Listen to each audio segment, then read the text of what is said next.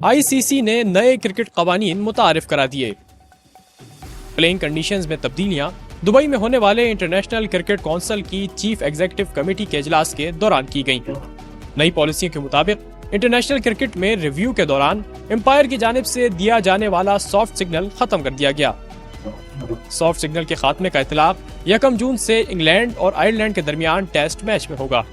अब TV umpire के review के दौरान अंपायर सॉफ्ट सिग्नल नहीं देगा। ऑन फील्ड अंपायर फैसले से पहले टीवी अंपायर के साथ मुशावरत करेगा। इंटरनेशनल क्रिकेट में हाई रिस्क इंजरी पोजीशन वाले प्लेयर्स के लिए हेलमेट प्रोटेक्शन को लाजमी करार दिया गया है। फास्ट बॉलर्स का सामना करते हुए बैटर्स हेलमेट लाजमी पहनेगा, जबकि विकेट कीपर स्टंप्स के करीब खड़ा हो तब हेलमेट पहनना लाजमी होगा। दूसरी जानिब बैटर्स के करीब खड़े फील्डर्स के लिए हेलमेट पहनना लाजमी करार दिया गया है। फ्री हिट पर गेंद स्टंप्स को लगने के बाद बनने वाला रन अब बाकायदा रन शुमार होगा।